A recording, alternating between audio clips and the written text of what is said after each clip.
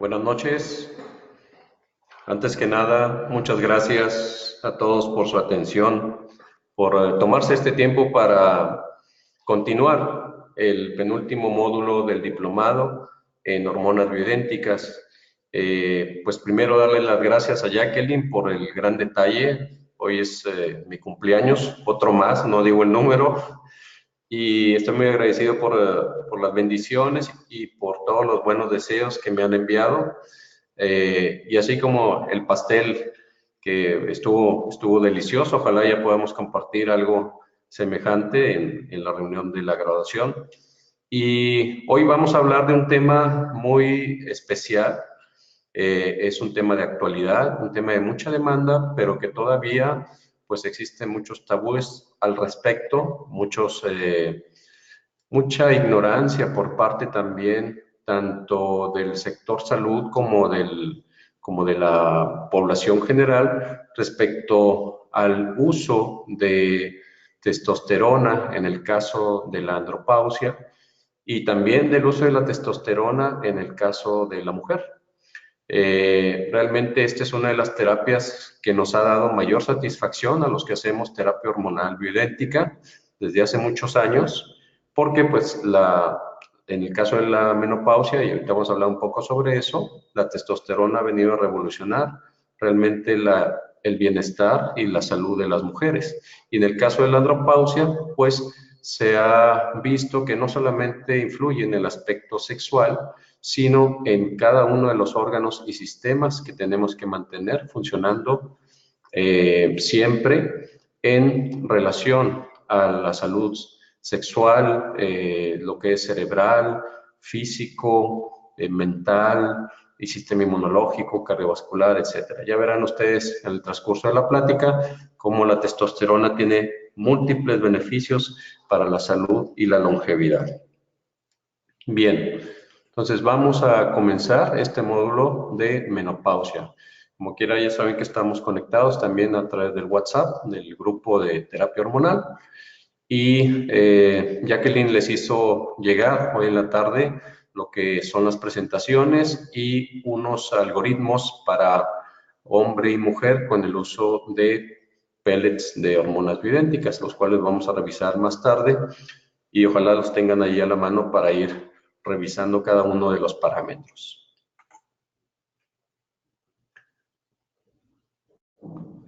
Bueno, como dice aquí, pues ya saben que yo soy tigre. Dicen, un tigre nunca deja solo a otro tigre, así es que muchas gracias, Jacqueline, por ese detalle.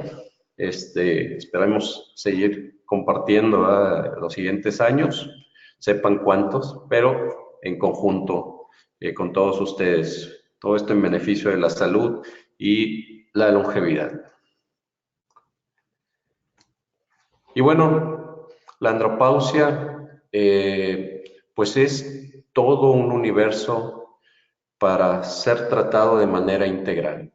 La andropausia está asociada con síntomas clínicos, con cambios físicos, con síntomas emocionales o cambios emocionales y con una serie de alteraciones endocrinas, no solamente la testosterona, sino también existe una declinación de muchas de las hormonas que nos mantienen física, mental, sexualmente activos y que difiere esta andropausia endocrinológicamente, pero que comparte cambios que abarcan órganos y funciones no reproductoras. Esto en relación a la menopausia. En realidad no tenemos una edad para la menopausia, pero para la andropausia, pero sabemos que a partir de los 35, 40 años, pues hay un declive muy importante en todos los sistemas de ajuste o de reparación o regeneración celular que tenemos que mantener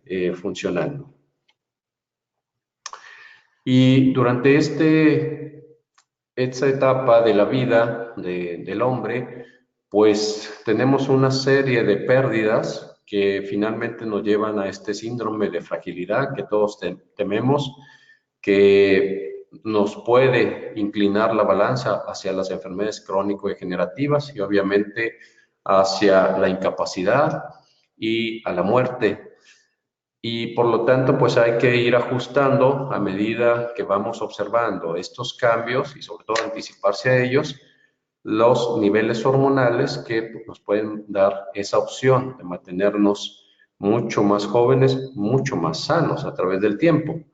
En la andropausia se pierden alrededor de 5 a 10 kilogramos de músculo, es lo que llamamos la sarcopenia.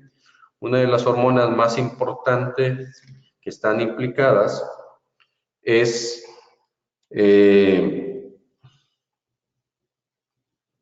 perdón, dice aquí Jacqueline que no se escucha el audio. No sé si alguno de ustedes también está teniendo problemas con el audio.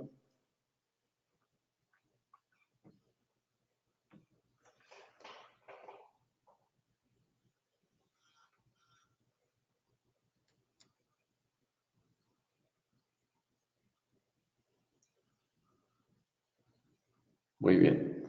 Voy a ajustarlo.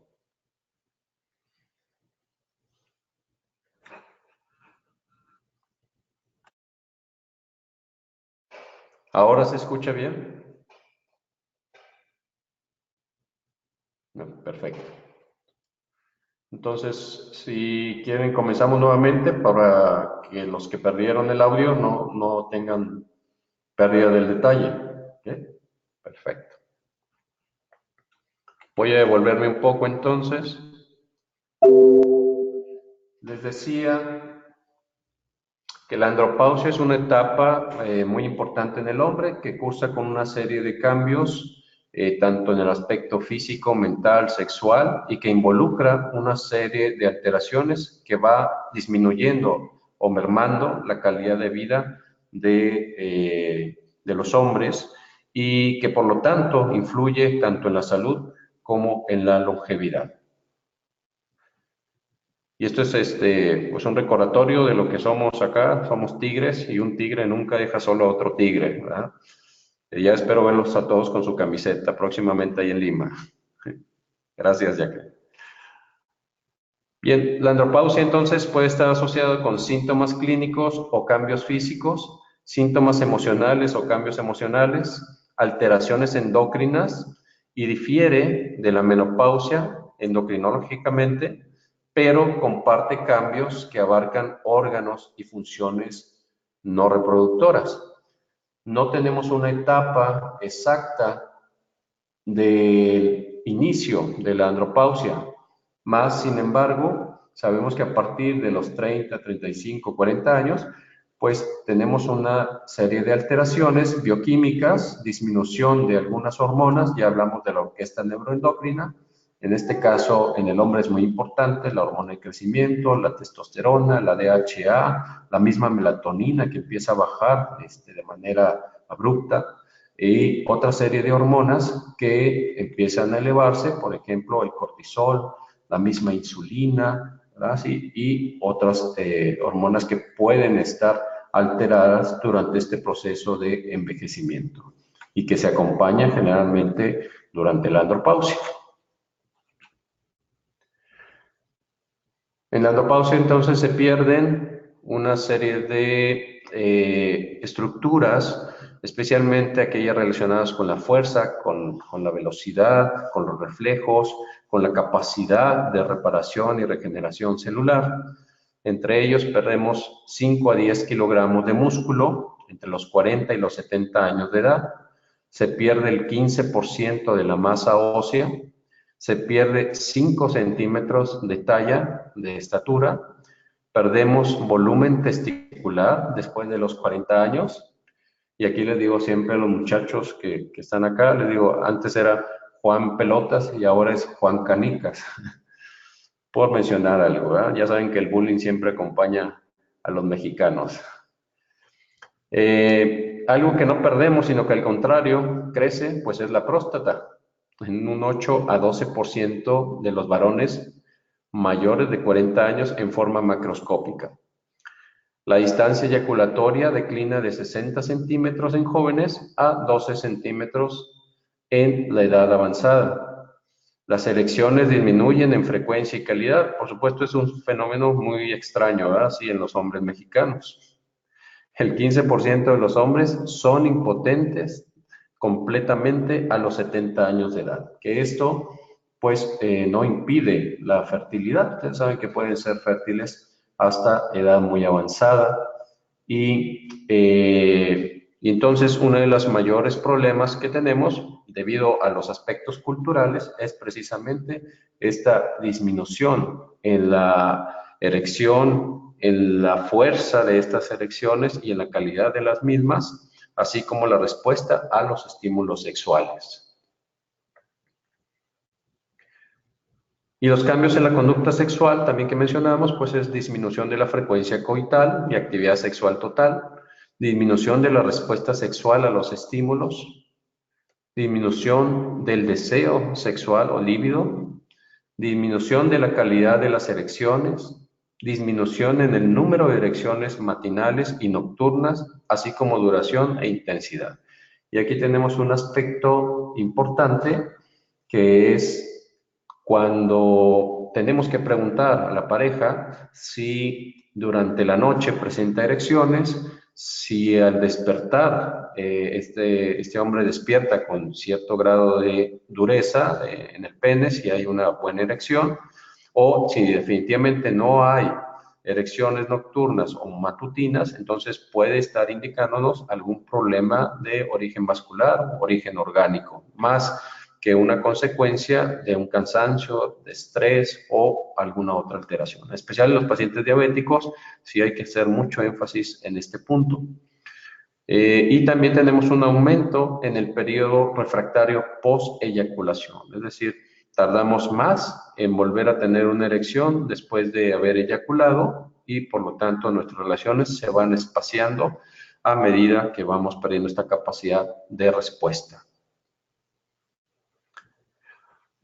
Otros rasgos importantes, sobre todo en el aspecto psicológico, es la irritabilidad, el letargo, disminución de la sensación de bienestar, también una dificultad para concentrarnos, para la capacidad cognitiva, depresión, ansiedad, pánico, cambios de humor, entre otros. Y por lo tanto, y también tenemos cambios vasomotores, al igual que las mujeres lo tienen en la menopausia. En este caso, sudoraciones, es decir, los famosos bochornos, rubor, palpitaciones y otras alteraciones vasculares. Puede haber también pérdida de la energía, de la vitalidad, pérdida de la fuerza y la masa muscular, obesidad central, disminución de la densidad ósea, y aquí es importante hacer una densitometría y valorar nuestro grado de osteoporosis, nuestra fuerza muscular también, disminución del vello corporal y alteraciones en la piel, disminución del volumen testicular, decíamos, y trastornos del sueño. Entonces, de hecho, uno de los primeros cambios que notan los pacientes cuando utilizan la testosterona es, en dosis adecuada, es precisamente una mejoría importante en la calidad del sueño. Igual hombres y mujeres también lo manifiestan. Sexualmente ya dijimos que hay disminución de la libido, de la calidad de erecciones, de las erecciones matinales y nocturnas, de la disminución del volumen eyaculatorio, del periodo refractario, aumento del periodo refractario y disminución de la intensidad del orgasmo. En este caso también podemos aumentar esa sensibilidad, tanto en hombres como en mujeres, utilizando, además de la testosterona, diversos secretagogos, especialmente la arginina y la ornitina. La arginina se puede tomar ya sea por vía oral o bien aplicar directamente, por ejemplo en el caso de las mujeres, sobre el clítoris, y esto da en gel, que ya hay presentaciones para ello, y da una sensación de mayor sensibilidad, para llegar al orgasmo. Obviamente, pues existen otras cuestiones técnicas que también se pueden mejorar con algunas puntos, por ejemplo, en el punto G, un poco de ácido hialurónico ahí para hacerlo mucho más sensible, etcétera, etcétera. Hay otras técnicas que se pueden emplear y que después hablaremos de ellas. También tenemos el diagnóstico analítico o la bioquímica. Ya ustedes tienen los análisis que podemos hacer de manera general, tanto en hombres como en mujeres, pero en este caso de la andropausia ponemos especial énfasis en lo que es la biometría hemática, en especial el hematocrito, que no sobrepase los 53 o 55, la química sanguínea, y aquí nos damos cuenta si hay alguna alteración, que incluye también la insulina, obviamente, que incluye la glucosa sanguínea, el perfil de lípidos, la función hepática también es muy importante. Recuerden que pues esto, que hay algunos artículos sobre las alteraciones hepáticas en relación al uso de testosterona, sobre todo testosterona por vía oral, que en conjunto con otros fármacos, pues puede producir cierto daño hepático. Sin embargo, con los pellets, pues no sucede esto, ni con las hormonas transdérmicas. Entonces, sí hay que hacer especial énfasis en la función hepatocelular.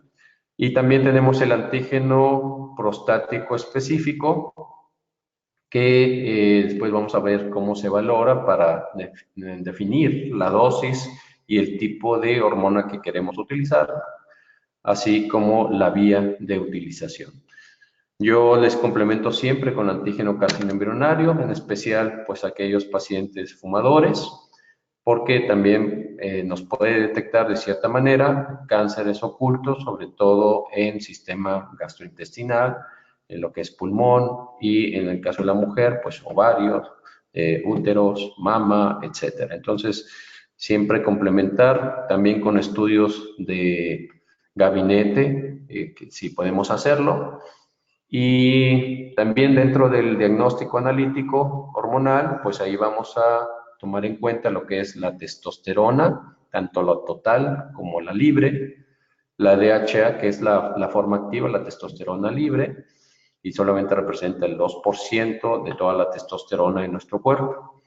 Tenemos la dehidroepiandrosterona y la DHA sulfato, que es la forma activa de la DHA, la hormona de crecimiento, que se llama somatomedina C o IGF-1, que es la forma activa de la hormona de crecimiento, la melatonina, la hormona luteinizante, la prolactina, y un aspecto muy importante en el hombre es la medición del estradiol, que ya hemos mencionado que en el hombre también tiene cierta importancia debido a su factor de protección cardiovascular, especialmente de aterosclerosis, siempre y cuando se mantenga en los niveles adecuados. Y ahorita vamos a ver cuáles son estos niveles. Bien, y bueno, pues la testosterona, les comentaba, no solamente existe en el aspecto sexual, sino tenemos también sitios de acción de esta hormona en el cerebro, especialmente en el hipocampo, en los lóbulos frontales, en la piel, en el aspecto del crecimiento del pelo, de las glándulas sebáceas, en el hígado, tiene implicancia en lo que es la síntesis proteica, en el tejido adiposo, en el cual lleva a cabo control de la leptina, y por lo tanto, pues esta hormona nos va a definir mejor la composición corporal, cambiando la grasa por el músculo, haciéndolo mucho más firme, más resistente, nos da mayor resistencia ante el estrés físico, músculos, el volumen y la fortaleza. En el caso de la médula ósea también influye en las células hematopoyéticas. Recordemos que también aumenta la testosterona la cuenta de glóbulos rojos, por eso hay que tomar muy en cuenta si es fumador, si tiene algún problema de poliglobulia o si es necesario, si la testosterona, aún en caso de que esté elevado el hematocrito, pues invitarlo a donar sangre o a pues eliminar, ¿verdad? Así el exceso de estos eritrocitos. En articulaciones también, sobre todo el mantenimiento de la cápsula sinovial, en huesos, sobre todo en la matriz proteica. De hecho, una magnífica terapia, por ejemplo, para osteoporosis, para regenerar el hueso después de una fractura, es precisamente el uso de testosterona con DHA y con hormona de crecimiento. Esta sería una magnífica combinación si se quiere regenerar mucho más rápido lo que es el sistema óseo. En riñón, pues se estimula la eritropoyetina y en próstata el desarrollo y la función de la misma. Entonces, la testosterona, como ven, tiene muchas acciones en nuestro cuerpo y cada vez se encuentra más evidencia de que es necesario mantener sus niveles de juventud, a pesar de que pues algunos todavía refutan esta evidencia y tratan de no utilizarla. Sin embargo, pues el beneficio sobrepasa los riesgos y ahorita vamos a ver cómo mejorar cada uno de estos aspectos. Y bueno, esto es lo que les comentaba sobre la testosterona libre. Vean ustedes cómo en base a la biodisponibilidad de esta hormona podemos clasificarla en testosterona libre, testosterona unida a la albúmina, que es el 54 o el 68%, la testosterona libre es el 2% únicamente, y estos dos compuestos, la libre y la unida a la albúmina, es lo que llamamos testosterona biodisponible. Y por otro lado está la testosterona unida a las globulinas transportadoras de hormonas sexuales, que se llaman SHBG en inglés, y esto representa entre el 30 y el 44%. Este tipo de testosterona pues no está disponible para la utilización de nuestro cuerpo.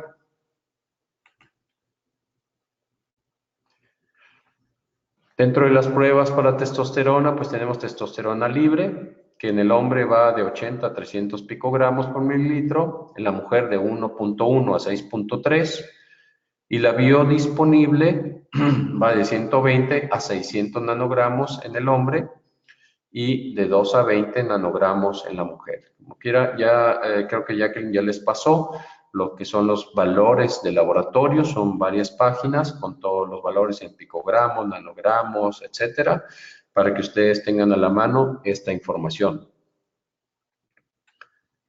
Otra de las cuestiones importantes perdón, es la dihidrotestosterona. Esta DHT es un producto de la testosterona que mediante una enzima se convierte a dihidrotestosterona.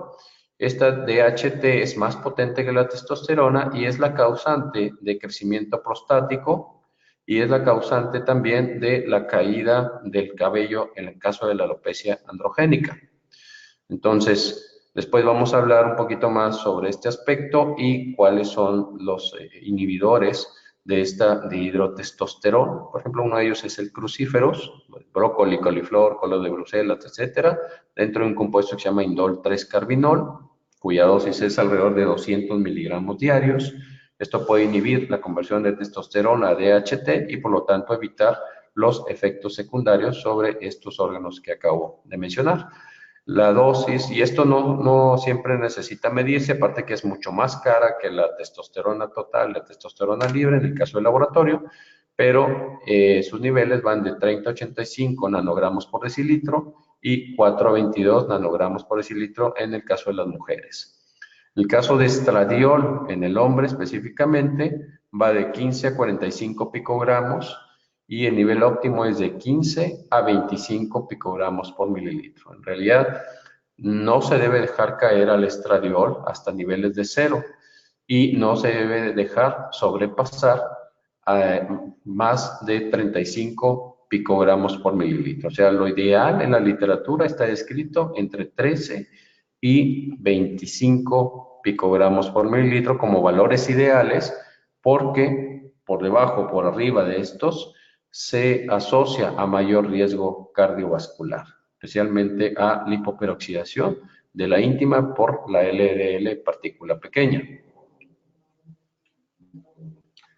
En cuanto a la relación entre la testosterona y la diabetes, tenemos que esta conexión fue puesta por Edward Lichten después de un estudio hecho entre el 97 al 2003 en más de 11,000 pacientes. En esto se llega a conclusiones, por ejemplo, que la deficiencia de energía en el envejecimiento se debe a un acúmulo de productos finales del glucógeno adheridos a la pared celular. Esta glicosilación, que es la causante, y ya está descrito a nivel molecular, de las alteraciones tanto estructurales como funcionales de estas paredes vasculares, pues es debido muchas veces a esta deficiencia de testosterona. La característica de la testosterona más destacada es que mejora el transporte y la producción de energía. Entonces, el primer paso para lograr un equilibrio en el caso de la testosterona y diabetes es precisamente elevar el nivel de testosterona, ya sea a través de pellets, inyectables, transdérmicos, etcétera, porque entonces sería la primera hormona que deberíamos ocupar en el caso de un diabético. Y esto rara vez se toma en cuenta en este tipo de pacientes. Sin embargo, ustedes verán a medida que hagan la práctica cómo elevar los niveles de testosterona en un paciente con prediabetes o resistencia a la insulina puede mejorar este aspecto, ya que va cambiando la composición, va aumentando la sensibilidad a los receptores de insulina y va mejorando el metabolismo. En el caso igual de testosterona y diabetes, la respuesta normal a la ingestión de glucosa es un aumento en la liberación de insulina por células beta del páncreas. Recuerden que tenemos cierta reserva orgánica y que se puede ir agotando a medida que vamos sobreestimulando este órgano, hasta que llega un momento en que la capacidad de la insulina es insuficiente para mantener los niveles de glucosa. Entonces, el primer marcador de este desbalance no es la glucosa, sino es la elevación de la insulina. Y esto lo podemos observar desde pequeños, desde que somos niños, ya sean delgados o obesos, más en los obesos, obviamente, y sin embargo, esta sobrecarga pancreática en algún momento nos va a llevar a un desbalance, a una disglicemia, se llama, en el cual esta alteración va a repercutir finalmente como una diabetes. Con este desarrollo de la prediabetes, la respuesta a la insulina primero se bloquea y después hay una reacción acentuada para una secreción que rebasa los 10 unidades por mililitro. Entonces, normalmente, recuerden que debemos tener entre 4, 5, máximo 6 unidades por mililitro. Y este término de resistencia a la insulina es un término que se describe desde el punto de vista metabólico. No hay anticuerpos, pero describe bien la deficiencia de la insulina para transportar la glucosa al interior de la célula. Entonces, la testosterona, como viene aquí abajo en la diapositiva, es la llave, es la clave de esta caja de seguridad, que es la célula, porque mejora la acción de la insulina y mejora la resistencia a la misma. Entonces, esta es una parte fundamental, porque siempre la pregunta obligada es, ¿puedo utilizarlo en diabéticos? Debes utilizarlo en diabéticos definitivamente y como primera opción terapéutica. Otra pregunta muy común es si la testosterona causa cáncer de próstata. Sabemos que a medida que vamos envejeciendo, va disminuyendo nuestro nivel de testosterona, pero también va aumentando el riesgo de cáncer de próstata. En este rubro, bueno, podemos mencionar que en el curso clínico del cáncer de próstata es acelerado por la testosterona, pero la incidencia de cáncer no aumenta por el tratamiento con testosterona. Quiere decir que si ya tienes un cáncer presente, es probable que aumente este curso, esta evolución del cáncer, pero no vas a desarrollar nuevos tumores en relación a un elevado nivel de testosterona. Entonces, la testosterona no causa cáncer de próstata, pero sí la consideramos como una clara contraindicación para el tratamiento. Esto es más que todo por protección para ustedes. Hay otras alternativas que se pueden emplear o potenciadores también de la testosterona y no hay evidencia de que el tratamiento entonces con testosterona acelere tampoco la hiperplasia prostática benigna. Como quiera, tomen en cuenta que existen múltiples factores en el desarrollo de cáncer, en la hiperplasia prostática benigna, y que podemos proteger a estos pacientes del desarrollo de estas enfermedades mediante la acción de la nutrición ortomolecular, sobre todo, mediante la acción de las peptonas o terapia celular específica y evitando los factores de riesgo o agravantes de este tipo de patologías.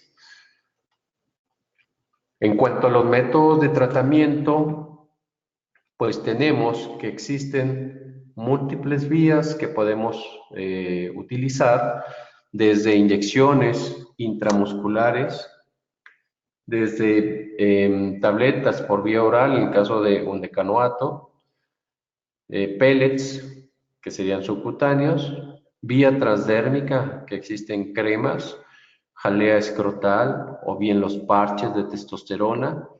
Pueden utilizarse también inyecciones de hormona gonadotrópica coriónica e inhibidores de la aromatasa. La aromatasa es una enzima que se encuentra en el tejido adiposo y que convierte la testosterona en estradiol. Y actualmente se considera un elevado nivel de estradiol un factor de riesgo importante para enfermedad cardiovascular y para cáncer de próstata en el caso del varón de edad avanzada. Y en cuanto a las inyecciones de enantato o ciprionato de testosterona, bueno, aquí los nombres comerciales son el Sostenón o el Sten, allá debe haber otro tipo de fármacos comercialmente o también las farmacias de prescripción. Pues anteriormente se utilizaban 200 miligramos cada 2 semanas, pero tenían un efecto que llamamos de montaña rusa, el roller coaster. También se puede aumentar mucho los niveles, es decir, llegar a niveles suprafisiológicos seguidos de bajos niveles. Y estas alteraciones pueden causar mayor aromatización a estradiol por parte de la aromatasa, mayor policitemia, es decir, mayor riesgo de trombosis, menor incremento de la dihidrotestosterona que vía transdérmica. Esto es también pues, una ventaja contra la vía transdérmica. Y la dosis, entonces, actual semanal recomendada es de 100 a 150 miligramos. Con esto logramos niveles más fisiológicos, más estables y menor aromatización de testosterona a estradiol. Esto es por vía intramuscular normalmente. Anteriormente se usaba la metiltestosterona por vía oral, sin embargo, les digo que pues actualmente ya está en desuso, está contraindicado debido a su gran hepatotoxicidad, pero puede utilizarse y todavía hay algunos pacientes que utilizan un decanoato de testosterona por vía oral, que es el Andriol, que no se ha reportado toxicidad hepática, tiene buena absorción linfática, sin embargo, pues debe utilizarse 3 veces al día. No está disponible en Estados Unidos, pero tampoco puede producir grandes niveles de testosterona. Sin embargo, pues aún hay pacientes que se quedaron con ese fármaco por vía oral y que prefieren eso a las inyecciones o vía la transdérmica o vía pellet. Y bueno, pues la dosis más o menos es de 40 miligramos 3 veces al día. Otros métodos, tenemos un decanoato de testosterona por vía intramuscular, aquí se llama Nevido comercialmente, N-B-I-D-O, Nevido, y puede darse 1000 miligramos cada 12 semanas con niveles estables de testosterona. En realidad, los pacientes que he tratado con esta dosis, pues la duración es mucho menor, alrededor de 4 o 6 semanas estables, pero algunos de ellos presentan pues este fenómeno de elevación súbita o suprafisiológica de testosterona. Algunos de ellos tienen alteraciones, por ejemplo, en la presión arterial, a nivel vascular, reacciones alérgicas, ¿sí? Reacciones de insomnio, de ansiedad, obviamente, periodos de agresividad.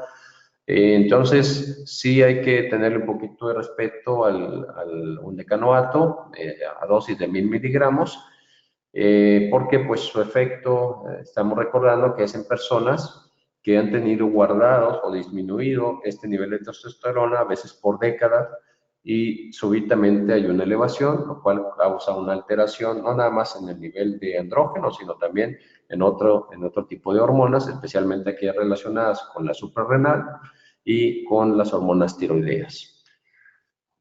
Obviamente que pues este medicamento no se utiliza en mujeres, es una dosis excesivamente alta para ellas y para ellas también pues hay otros métodos mucho más fisiológicos que hablaremos después en el módulo de menopausia. También tenemos la vía transdérmica que tiene buena absorción en muchos varones. Hay que buscar una zona que no tenga vello excesivo para que recuerden que la dihidrotestosterona pues puede alterar los folículos pilosos y estos folículos pilosos contienen esta enzima que les decía convierte la testosterona en DHT, que es la 5-alfa reductasa. La ventaja pues es que tiene un estadio estable después de 24 horas. Sin embargo, si lo van a usar vía escrotal, pues hay que rasurar. El caso de Testosterone tiende a elevar mucho la DHT. En el caso de Androder, que son en parches, libera 5 miligramos por día, pero este tipo de tratamientos pues llega a ser muy caro. Así en algunos casos puede no ser muy adecuado para pacientes, por ejemplo, que tienen que moverse constantemente o viajar de un país a otro, porque pues hay ciertas restricciones en cuanto al uso de hormonas, pues recordemos que esta es una hormona anabólica y que en algunos países puede estar prohibido el uso de este tipo de hormonas y por eso prefiero más lo que es el uso de pellets o alguna otra vía, en este caso inyectables, etcétera. El caso del gel transdérmico, aquí hay uno que se llama Lautigel, pues es un gel transdérmico de testosterona al 1%. Por ahí ya que les llevó algunas muestras, bueno, no muestras, sino algunos compuestos de hormonas transdérmicas en gel para que puedan analizarlos. Está comercialmente disponible, es fácil en las farmacias de prescripción ya encontrarlo. Puede ser menos costoso que el androgel y puede variar su absorción y elevación sérica. Esto quizá es un problema en algunos casos porque pues esto varía tanto, por ejemplo, de si estamos utilizando algún producto grasoso o una crema o bien hay demasiada resequedad, hay demasiado vello, etcétera, etcétera. Hay muchos factores que pueden influir en la absorción de los geles transdérmicos. Y la dosis de testosterona habitualmente vienen en 1 gramo al 10%, que equivale a 100 miligramos. La dosis es de 100 a 200 miligramos por día, dividido en 2 dosis. Y hay que darle seguimiento a través de testosterona libre y obviamente pues la clínica, ¿verdad? Así que es la que nos va a dictar finalmente si estamos en una buena dosificación o necesitamos aumentar esa dosis para mejorar la sintomatología del paciente. Precauciones que hay que tener con los geles transdérmicos es, uno, evitar el escroto porque incrementa la DHT, evitar dar gel en mujeres o niños, y esto hay que decirle al paciente que tenga mucho cuidado cuando manipule el gel, que se lave las palmas, porque a veces toman a los niños, ¿verdad? Sí, inclusive las mascotas, ha habido casos de elevación de testosterona, Y ya recuerden que esta hormona pues se absorbe fácilmente vía transdérmica y podemos afectar de cierta manera a los seres que están alrededor. Hay que extender adecuadamente en superficie amplia de la piel hasta que se absorba totalmente. Puede incrementar el vello en el área de aplicación, pero no sobre la cabeza. Entonces, evitar el área del cuero cabelludo. A diferencia de la progesterona, que sí puede aumentar los folículos y el crecimiento del cabello, la testosterona es todo lo contrario. La testosterona total y la libre pueden disminuir con el uso de gel y el andrógeno total puede incrementarse si se adhiere otro tipo de tratamiento, por ejemplo, la misma DHT. Y algunos hombres, como decíamos, pues no absorben bien el gel de testosterona. Y esta tabla pues les va a ayudar bastante a ustedes, sobre todo que van iniciando la terapia hormonal bioidéntica, porque aquí vemos la concentración en crema de testosterona. Es una crema con nanosomas, que esto facilita la absorción transdérmica, y la concentración usual, ustedes la pueden hacer de cualquier manera. Por ahí les di unas sugerencias a través de Jacqueline de los compuestos que más utilizamos y las concentraciones, pero se puede utilizar a dosis de 5 miligramos por clic, es decir, 100 miligramos por gramo. Esto quiere decir, y si vemos aquí a la izquierda, abajo, donde dice cuadro testosterona básico, AM y PM, entonces vemos del día 1, claro que no tenemos ciclos, pero el variar la dosificación de testosterona vía transdérmica cada cierto tiempo puede, según la teoría, con el uso de hormonas bioidénticas, puede evitar que estos receptores para hormonas se saturen y se vuelvan intolerantes a esta hormona. Es decir, que podemos evitar la tolerancia de estas hormonas y por lo tanto la eficacia puede mantenerse de manera adecuada. Así tenemos que se aplica, por ejemplo, el día 1 al 4 en la mañana, 4 clics de testosterona de 5 miligramos por clic, entonces equivaldría a 20 miligramos por la mañana y 10 clics por la noche, que equivale a 50 miligramos. Es decir, estaríamos aplicando 20 y 50, 70 miligramos por día, del día 1 al 4.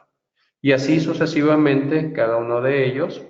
Por ejemplo, en el día 14 y en el día 28, es decir, cada 14 días, se deja de aplicar esta hormona por vía transdérmica. Si vemos aquí en medio de la tabla, como en el día 14 dice 0000 y el día 28 al final de la tabla vuelve a repetirse. Esto es para evitar también dejar descansar un poco los receptores, no saturarlos y lograr que se reactiven, que sean mucho más sensibles cuando se vuelva a aplicar la crema de testosterona por vía transdérmica.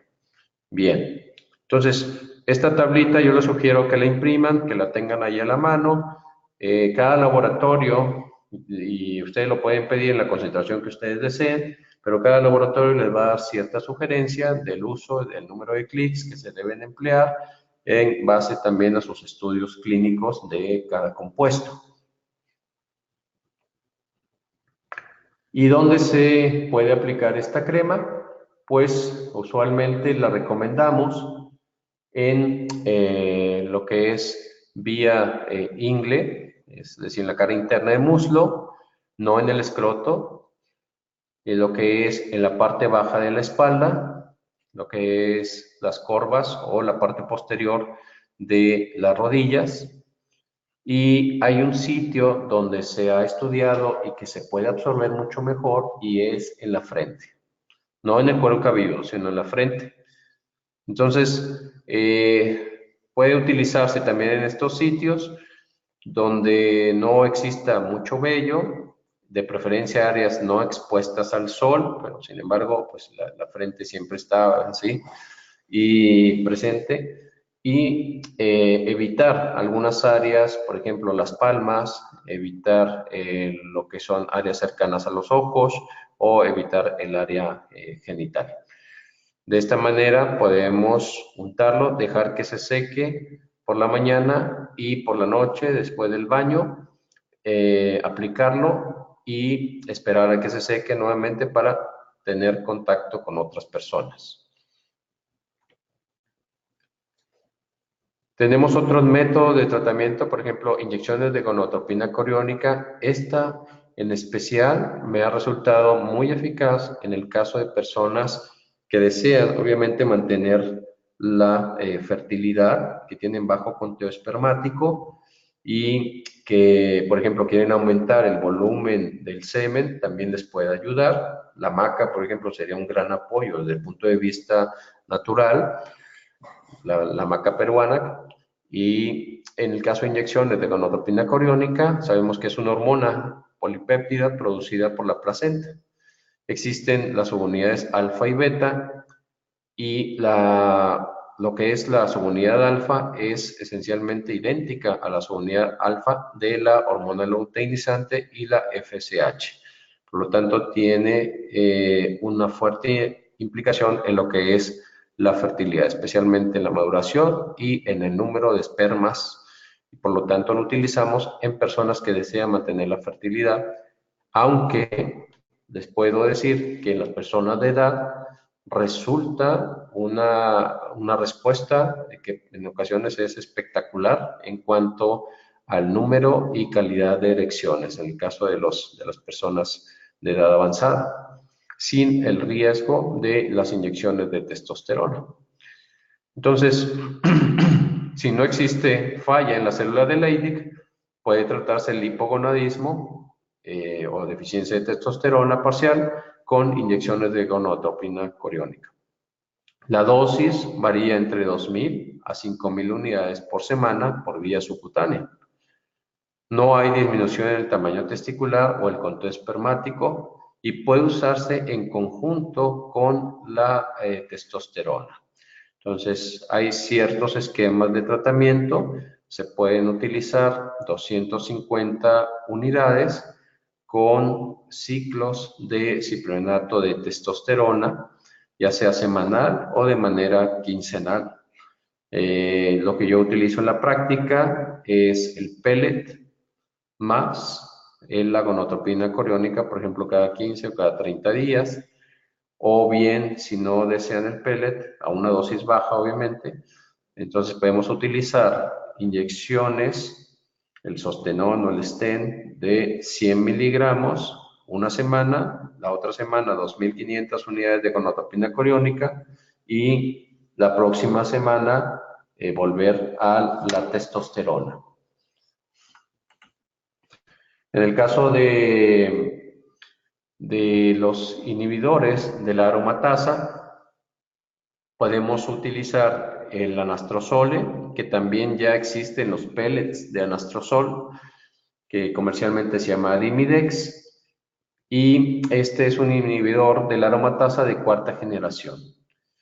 Si el estradiol es muy elevado, digamos arriba de 25, entonces yo les sugiero que primero bajen el nivel de estrógeno, porque al inyectar ustedes, ya sea vía pellet, vía transdérmica, vía intramuscular, la testosterona, mucho de ello se puede convertir a estrógeno si es que tienen la aromatasa muy activa. Entonces, les sugiero, si ese es el caso, se puede unir en un solo tiempo lo que es el pellet de testosterona y el pellet de anastrozol. O bien, bajar primero el estrógeno por entre 13 y 25 y después dar lo que es la testosterona por cualquiera de las vías. Las dos opciones son válidas, ¿sí? Y lo que estamos tratando de evitar es precisamente aumentar el riesgo cardiovascular en el caso de un estrógeno muy, muy elevado. La dosis va de medio miligramo 2 a 3 veces por semana, o bien 1 miligramo, por ejemplo, por día, puede duplicar la testosterona. Y 1 miligramo 2 veces por semana puede incrementar al 50% la testosterona, con una declinación modesta del estradiol. Obviamente, y como mencionamos anteriormente, no hay que dejar caer los niveles de estrógeno a cero. Lo ideal es que se mantenga entre 13 y 25. Y debemos tratar, como menciona aquí en la diapositiva, antes de los síntomas de exceso de estrógenos. Efectos adversos de la testosterona, algunos ya los hemos mencionado, son la hemoconcentración. En ese caso, pues si es posible detener el tratamiento, si es mayor de 55 el hematocrito, e invitar al paciente a hacer una donación de sangre, una unidad. Si hay ginecomastia, pues hay que dosificar el estradiol y disminuir la dosis de testosterona.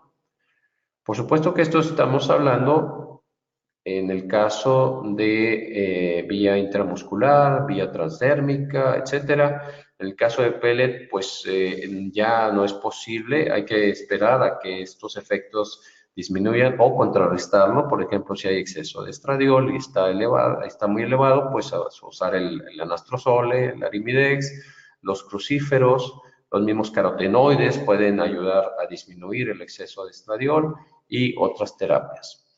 Si hay retención de líquidos, también puede haber aumento en apnea del sueño, y este es un dato muy importante. Si su paciente es obeso, si su paciente es sedentario, si desarrolla apnea del sueño, entonces no le pongan la testosterona aún. Es una clara contraindicación porque puede agravar este estado y llevarlo a problemas, por ejemplo, como hipertensión, como trombosis, así como accidente vascular cerebral, etcétera.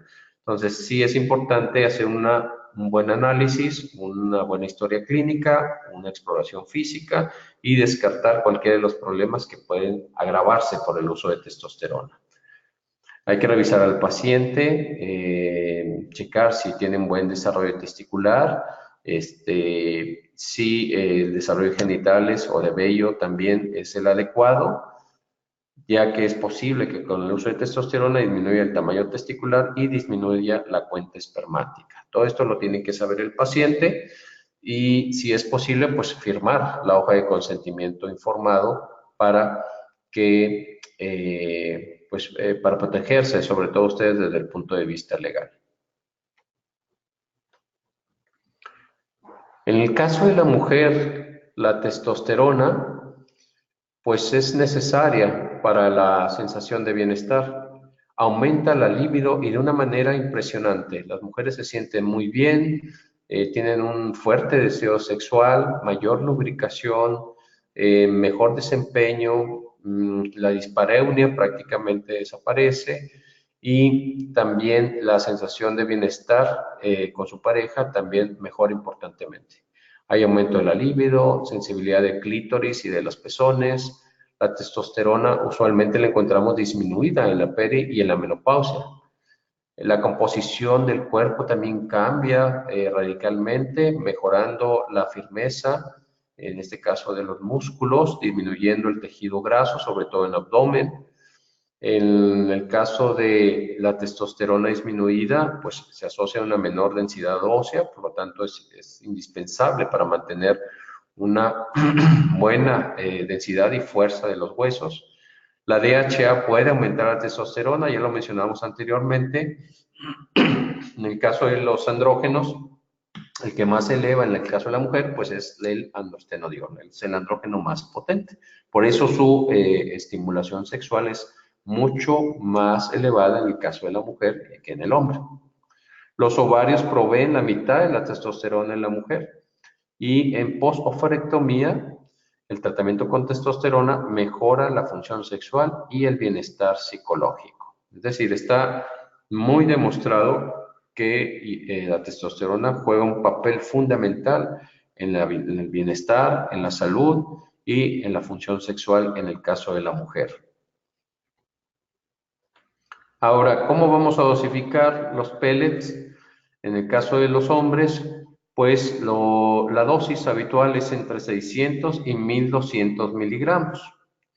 En el caso de hombres de peso elevado, hablamos de 110 kilos en adelante, pues es alrededor de 1400, 1600 miligramos, y también se puede emplear una dosis más elevada en el caso de enfermedades crónicas, por ejemplo, diabetes mellitus, que decíamos que es la llave que permite mejorar la resistencia a la insulina y la composición corporal, entre otras cosas. La dosis promedio es de 600 miligramos cada 3 meses, y esa es la dosis que yo les sugiero que empleen en sus pacientes, sobre todo si es la primera vez que se van a colocar la testosterona. Entonces, lo que yo hago es colocar los 600 miligramos más los potenciadores de la testosterona, por ejemplo, el tribulus terrestris, 500 miligramos 3 veces al día. Podemos utilizar potenciadores también, por ejemplo, de la hormona de crecimiento, como los secretagogos, decíamos la arginina, la citrulina, etcétera. Y podemos utilizar también peptonas, haciendo énfasis en el eje hipófisis, hipotálamo, hipófisis, tiroides, suprarrenal y órgano sexual. Entonces se llama energética sexual masculina. Aunque el nombre es pues muy especial, no quiere decir que vayamos a potenciar ese deseo sexual, ¿verdad? Sí, importantemente, sino simplemente es un regulador hormonal enfocado ya sea en el hombre o en la mujer. Hay energética sexual masculina y energética sexual femenina. Como quiera, el día 24 también les voy a pasar los esquemas de terapia celular para mejorar cada uno de los órganos endocrinos que hemos estado viendo a través del diplomado, y los esquemas de tratamiento, dosificación, indicaciones, contraindicaciones, etcétera. Todo va a estar ahí presente. Y pues obvio, lo que ya hemos mencionado anteriormente, medir los niveles de estradiol previos al tratamiento. Entonces, por favor, que no se les pase este dato, que no se les pase los antígenos, también prostático específico, antígeno carcinoembrionario, y hacer una buena valoración y su hoja de consentimiento informado. Y este es un algoritmo que tienen ustedes ahí en PDF, en el WhatsApp, y también lo tiene, creo que se los iba a tener Jacqueline por ahí impresos. Si no es así, pues se lo piden.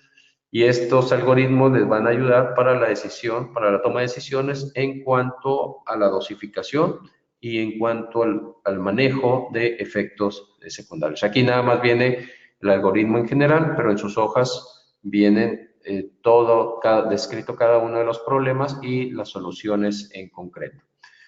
Entonces, a la izquierda dice andropausia, los síntomas como disfunción eréctil, sudor nocturno, pérdida muscular, libido baja, apnea del sueño, fatiga, síntomas como depresión, aumento de peso, irritabilidad, lo que son trastornos como problemas urinarios, bochornos, ginecomastia, pérdida del cabello. Si nuestro paciente tiene testosterona mayor de 500 nanogramos por decilitro, entonces, y la libre, esa es la total. Y si la libre es mayor de 80 nanogramos por decilitro, si es así, pues no tiene una indicación para la sustitución de testosterona. Si su paciente tiene una testosterona aquí menor de 500 nanogramos por decilitro, o si la testosterona libre es menor de 80 nanogramos por decilitro, entonces vamos a preguntarnos si tiene cáncer de próstata actual o si lo tuvo en los 18 meses anteriores. Si es así, es mejor optar por otra vía. Entonces no tenemos indicación en ese momento. Si no, tenemos que medir el antígeno prostático específico, ya sea que sea menor de 1, que sea mayor de 1 o menor de 2.5 y haya estado estable por 3 años, o si es mayor de 2.5 y una biopsia negativa. Si es así, entonces podemos optar por el tratamiento con pellet. Si no, entonces podemos optar por un tratamiento con testosterona vía intramuscular, de acción corta de preferencia, o bien por vía tópica transdérmica. Si no hay incremento en el antígeno prostático específico, entonces podemos pasar a lo que es el pellet de testosterona. Y la dosis, ya decíamos, de 600 a 1200 miligramos. Nuestro objetivo al mes, que hay que volver a medir la testosterona a nivel sérico, es que la testosterona se eleve entre 800 y 1200 nanogramos por decilitro y no permitir que baje de 600 nanogramos por decilitro. ¿Sí? Esto es a los 30 días posterior a la aplicación de pellet. Claro, en muchos casos no es necesario debido a que la respuesta clínica pues es a veces espectacular o hay una gran mejoría en la sintomatología, entonces podemos esperar a los 3 meses para volver a medir nuestro nivel de testosterona. Todo está en función de cada uno de los pacientes. Ahora, en cuanto al seguimiento del laboratorio, le vamos a medir nuevamente testosterona libre, estradiol y total. También vamos a medir estradiol y sobre todo el hematocrito, ¿verdad? Sí, y la hemoglobina, que no empiece con dolor de cabeza, trastornos visuales, datos de hemoconcentración, hipertensión arterial, etcétera. Entonces, estarlo vigilando continuamente. Yo normalmente cito a los pacientes a la semana para revisión, después al mes con su nivel de testosterona y después a los 3 meses. Y estar siempre al pendiente de alguno de los datos que pueda presentarse en caso de sobreexpresión de la testosterona o niveles suprafisiológicos y con sintomatología importante.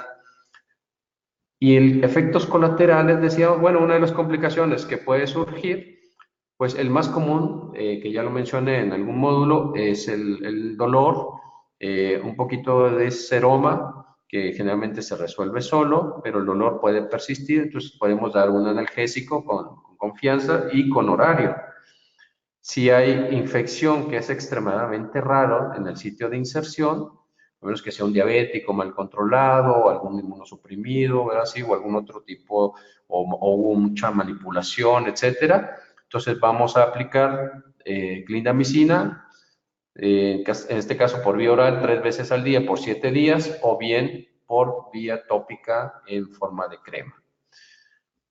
Si hay hiperplasia prostática benigna o adelgazamiento del cabello, entonces podemos utilizar el Serenoa Repens, 160 miligramos 2 veces al día. Si el estradiol es mayor de 25, decíamos, podemos utilizar el anastrozole, 1 miligramo diario o 2 veces por semana, sabiendo que solamente va a aumentar la testosterona a un 50% y va a haber una baja de estradiol de forma moderada.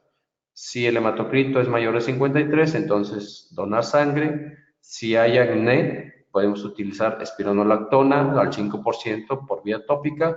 Y si hay retención de líquidos, hidroclorotiazida, 25 miligramos por día. ¿Okay? Ya una vez que medimos a los 30 días la testosterona, entonces volvemos a citarlo a la semana 8. Si vemos que hay un bajo nivel y persisten síntomas de baja testosterona, podemos ya sea colocar un nuevo pellet o bien optar por complementar con otro método. Yo usualmente recomiendo vía transdérmica o algunas inyecciones de testosterona, ¿verdad? Si es vía pellet, pues otros 200 hasta 800 miligramos, dependiendo de la respuesta clínica.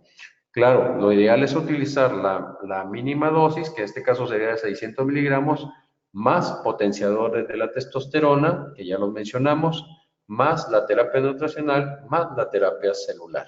Ajá. Y así vamos complementando cada uno de los protocolos de manejo. Esto sería en el caso de los algoritmos, y les digo, en sus hojas vienen muy detallado cada uno de los problemas y las soluciones, así como perlas clínicas que les pueden ayudar a mejorar la eficacia y la eficiencia de este tratamiento de pellets de testosterona. Ya en la práctica lo veremos el día 24, donde vamos a vamos a hacer un taller donde ustedes van a colocar los pellets de testosterona. Ok. Vamos a...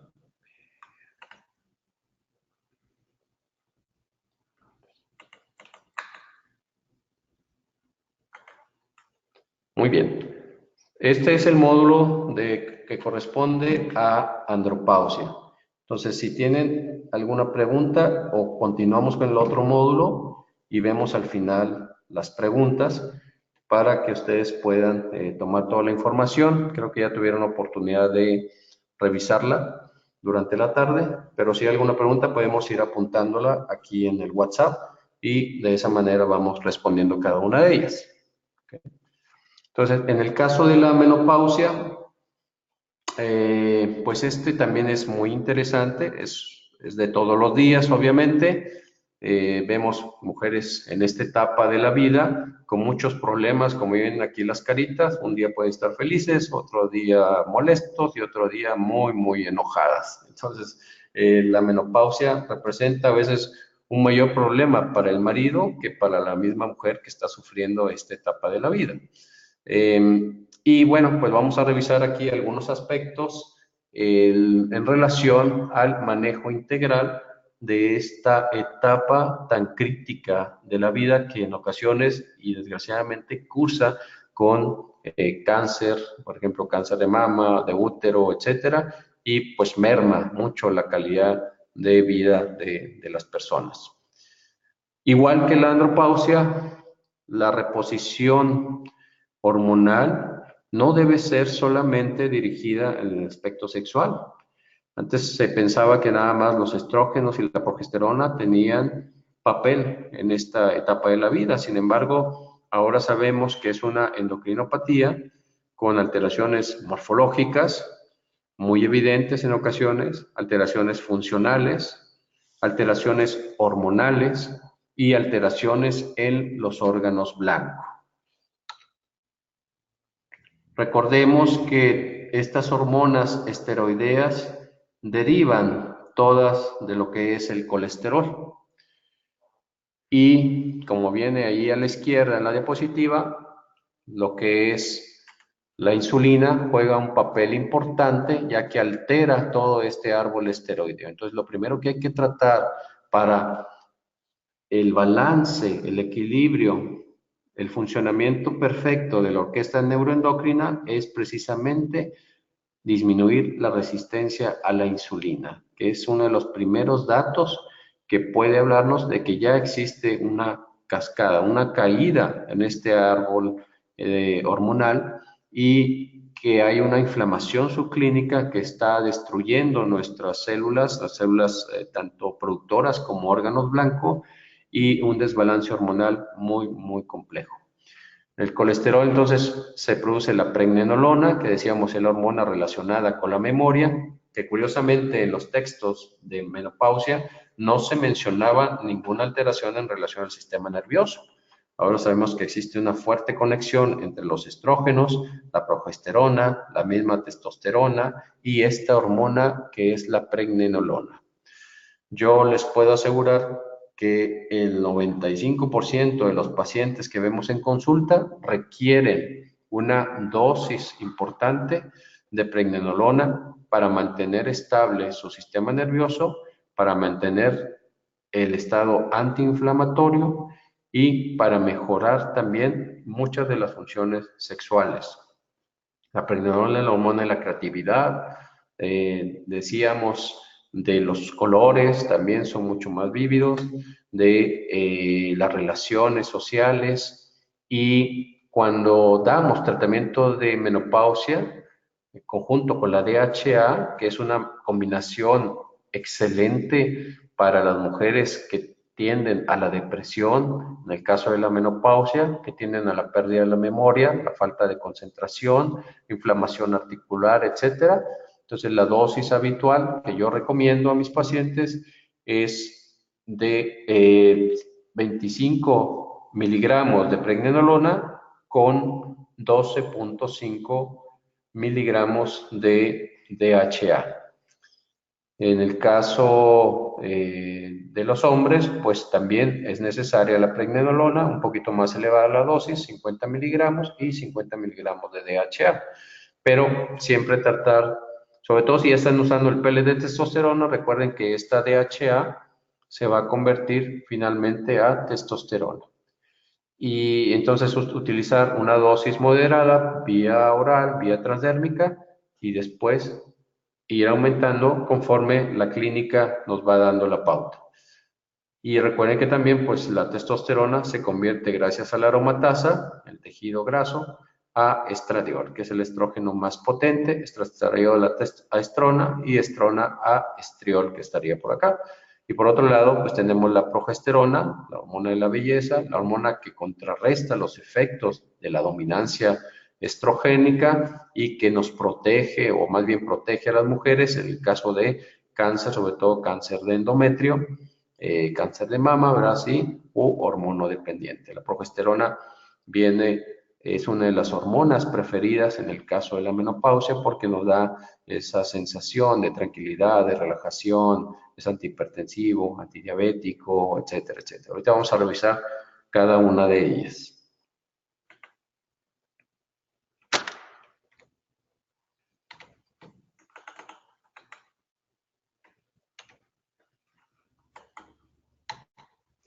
Y bueno, un dato importante es que el nivel de estradiol en la mujer nunca disminuye a cero. Aquí tenemos, por ejemplo, a los 25 años, como hay un nivel en sangre de 160 picogramos por mililitro, y por otro lado, a los 25 años, y hoy por otro lado, a los 60 años, baja a casi 20 picogramos por mililitro. Pero no esperen que su nivel llegue a cero. En el caso de la progesterona sí puede llegar a cero. Y aquí este concepto es importante porque el estrógeno pues lo están produciendo, el estradiol sobre todo se está produciendo en otros órganos fuera de los ovarios, en este caso específico, por ejemplo, suprarrenal, lo que es la grasa, el mismo cerebro, etcétera.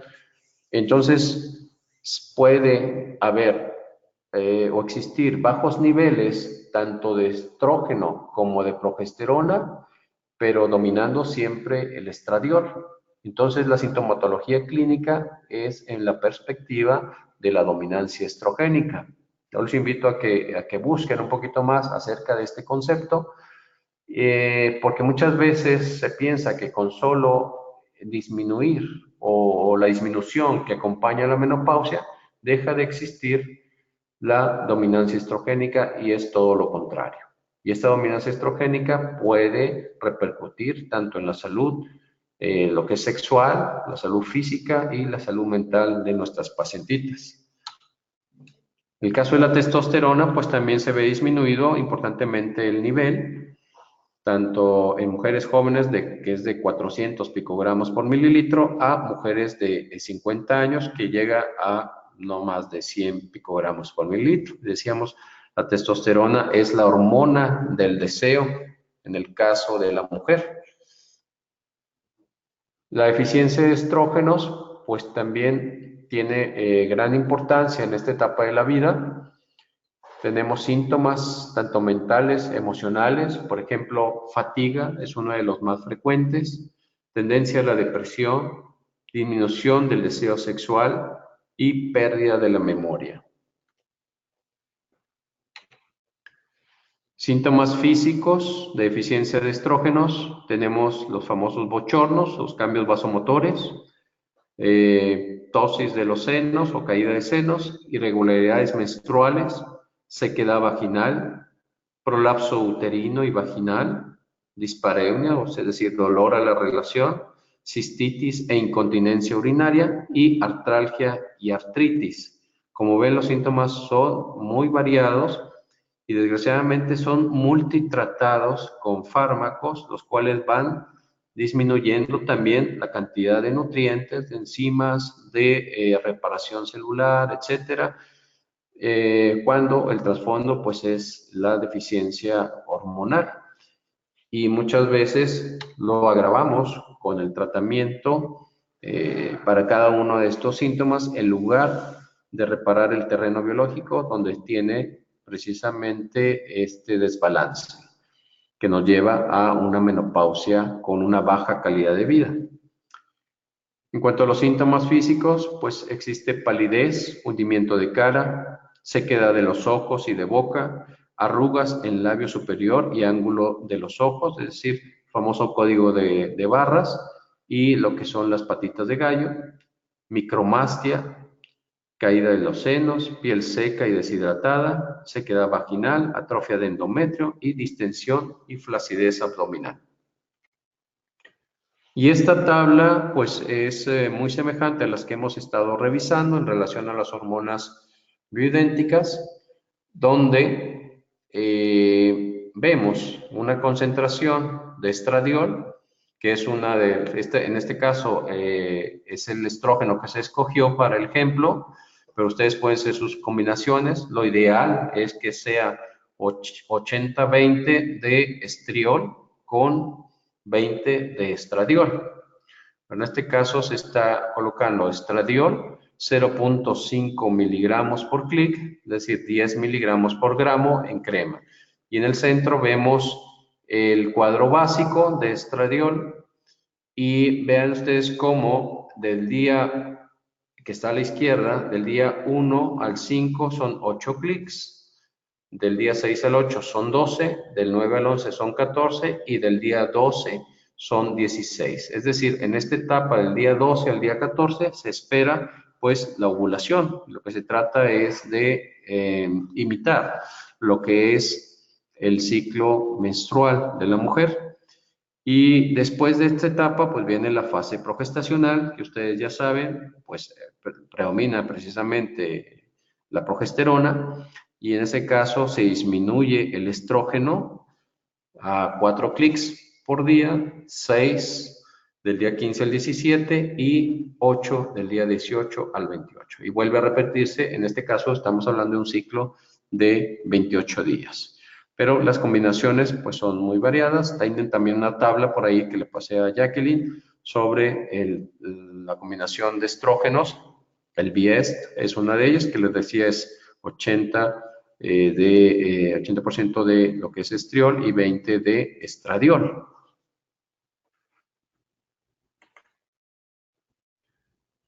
Y este pues es el ciclo de una mujer donde durante la fase folicular o la fase estrogénica, pues el estrógeno se va elevando gradualmente hasta alcanzar su máximo alrededor de los 12 días.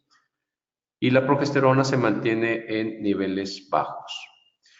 Después del día 14 al día 28 tenemos la fase progestacional, donde predomina la progesterona, especialmente alrededor del día 21.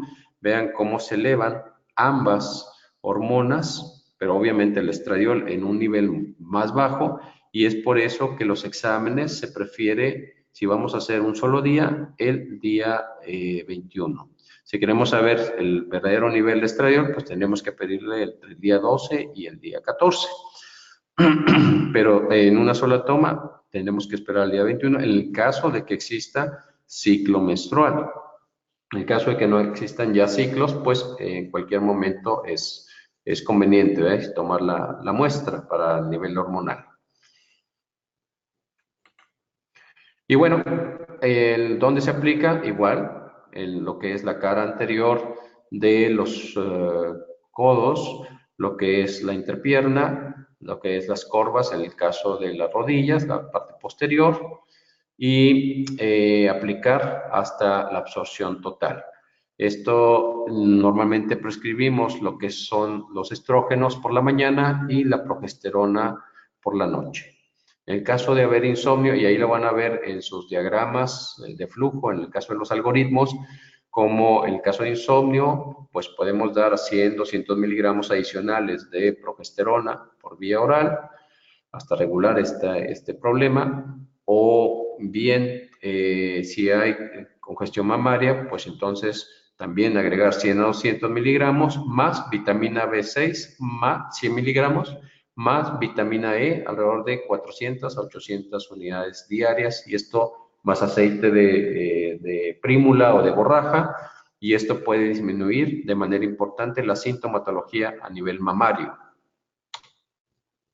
En el caso de los pellets de estradiol, pues generalmente utilizamos entre 6 y 50 miligramos cada 3 a 6 meses, y la dosis recomendada promedio es de 25 miligramos cada 3 meses. Entonces podemos colocar, en el caso de la mujer, un pellet de estradiol en conjunto con la testosterona y en conjunto con la DHA. Ajá. Si no hay útero, pues es la paciente ideal donde podemos complementar también y si hay dominancia estrogénica, entonces colocaríamos, por ejemplo, un pellet de progesterona, pero el estradiol lo daríamos por vía transdérmica o vía vaginal a una dosis baja y de preferencia lo que fuera estriol en lugar de estradiol. De esto vamos a hablar un poquito más adelante en el caso de los algoritmos también para la mujer. La deficiencia de progesterona, pues es una de las más frecuentemente presentes en el caso de la menopausia, y en el caso de las chicas también, en el caso del síndrome premenstrual, donde hay irritabilidad y agresividad, donde hay ansiedad y enojo, crisis de pánico, puede haber incremento en la sensibilidad al dolor, insomnio, tensión excesiva, dolor de senos o mastodinia y congestión de senos. Esto es deficiencia de progesterona en general. Datos físicos, contrario a lo que es deficiencia de estrógeno, pues hay enrojecimiento facial, edema de cara, crecimiento de senos, edema mamario, quistes en senos.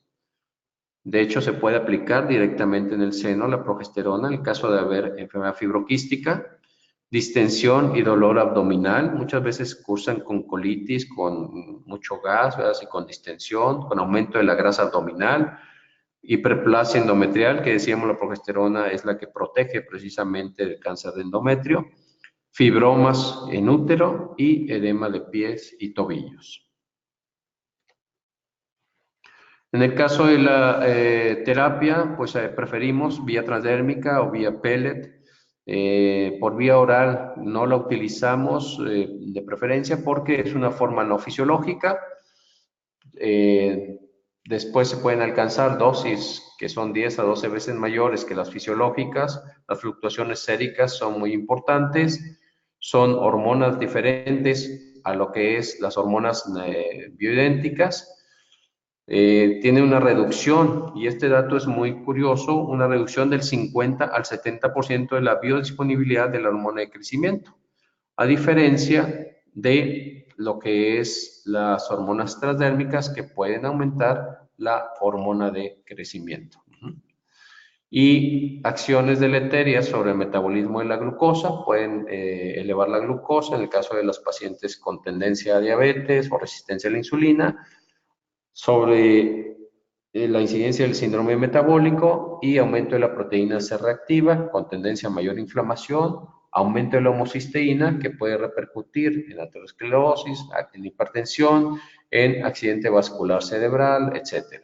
Entonces, preferimos otras vías aparte de la vía oral, pero cuando es necesario se puede utilizar una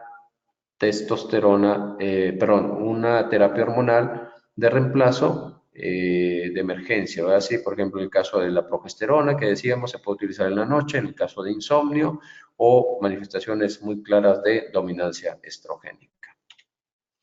En el caso de la progesterona natural, que es todo lo contrario a las progestinas, pues ahí podemos encontrar beneficios que son dramáticos en la sensación de bienestar. Tiene un efecto sedante natural, por eso se da de preferencia en la noche. Una protección contra osteoporosis, protege contra el cáncer de mama, reduce el colesterol y la oxidación del LDL, partícula pequeña, aumenta la libido, disminuye la retención de líquidos, estabiliza los niveles de glicemia, inhibe la actividad procoagulante, a diferencia de las progestinas que la aumentan y puede generar trombosis. Aumenta la producción endógena de estriol, que se considera un estrógeno anticáncer.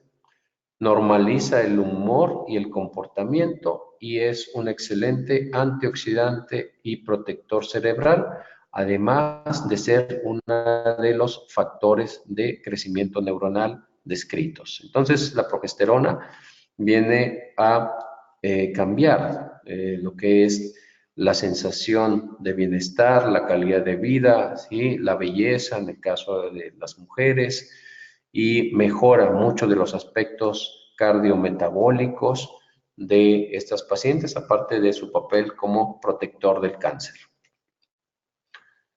Y nuevamente, pues vemos como la progesterona pues, se encuentra mucho más elevada en la segunda fase del ciclo menstrual, que ya mencionamos. La dosificación por vía transdérmica, pues en el cuadro básico, aquí podemos ver, esto es a partir del día 14, terminamos en el día 28, y nuevamente vemos como en esta concentración de 10 miligramos por clic, 200 miligramos por gramo, vamos a dar 4 clics del día 14 al 15, 8 del 16 y 17, 10, 18 al 19, 12, 14, ¿verdad? ¿Sí? Y luego vamos disminuyendo nuevamente, ya que alcanzamos el máximo del nivel de progesterona y vamos disminuyendo para que demos paso a lo que es el tratamiento con estrógeno o vuelva el ciclo estrogénico. Y este es un cuadro que puede servirles, que le damos habitualmente a los pacientes para que ellos lleven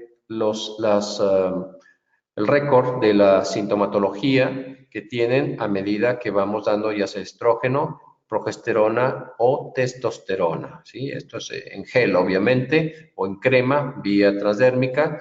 Entonces vamos apuntando cada uno de los días, la paciente va mencionando en base a estos símbolos, ¿sí? Estas abreviaturas, la sintomatología, cómo va mejorando o no tiene cambio o puede empeorar alguno de ellos. Vemos dolor en senos, incontinencia, la libido, pensamiento difuso, estreñimiento, bochorno, sudoración nocturna, dolor articular, sensación de bienestar, fatiga, calambres, palpitaciones, sequedad vaginal, insomnio, ansiedad, comezón, depresión, edema o hinchazón y cefalea, dolor de cabeza. Entonces, esta tablita también les va a ayudar para llevar un buen control de sus pacientes e ir conociéndolos. Como esto es algo nuevo que se va a implementar en su consulta, sí es importante llevar un excelente y perfecto control de cada una de las pacientes hasta llegar a conocerlas, y después ya ustedes mismos van a ir dosificando, aumentando o disminuyendo según las necesidades de cada una de sus pacientes. La dosificación de la progesterona, usualmente no todos los laboratorios manejan los pellets de testosterona. Hay algunas corrientes que se oponen al uso de pellets de testosterona.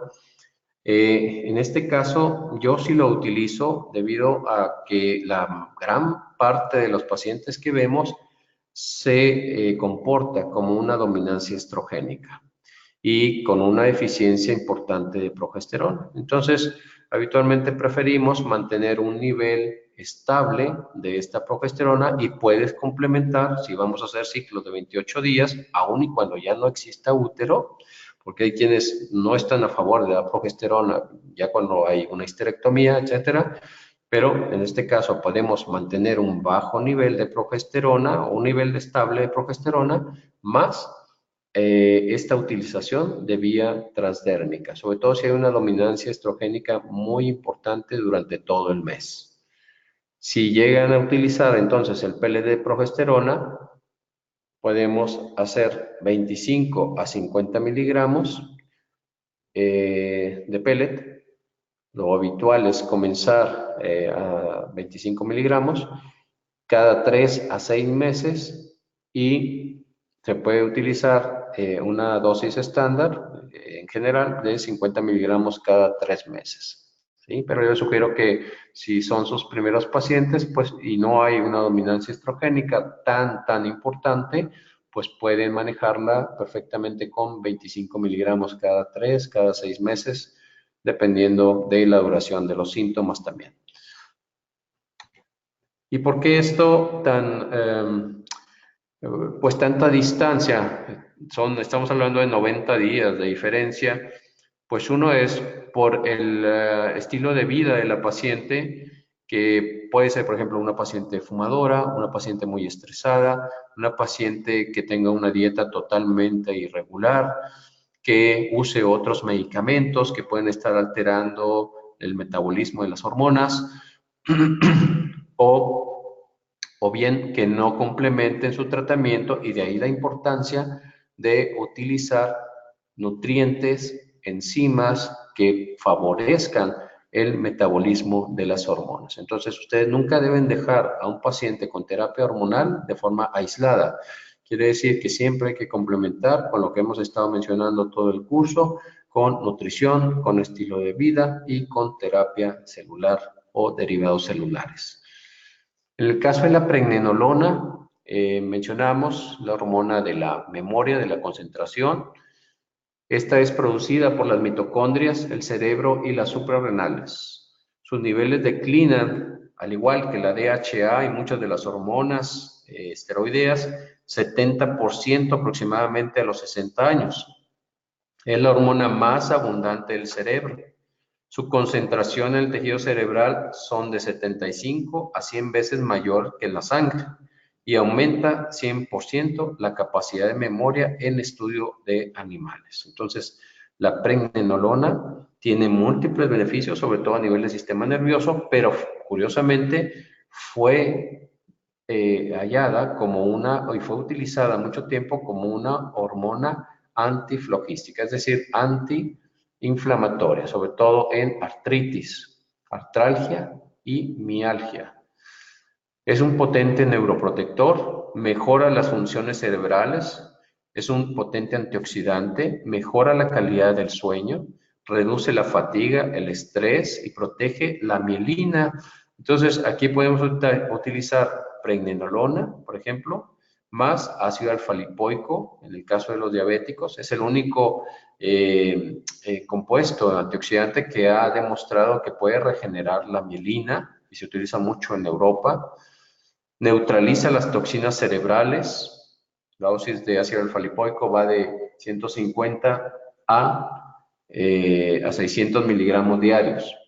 Reduce los niveles de cortisol, aumenta la concentración, es un potente antiinflamatorio, mejora el humor, los niveles de energía, es antidepresivo y mejora, obviamente, lo que hemos estado mencionando toda la noche, aumenta la capacidad de memoria.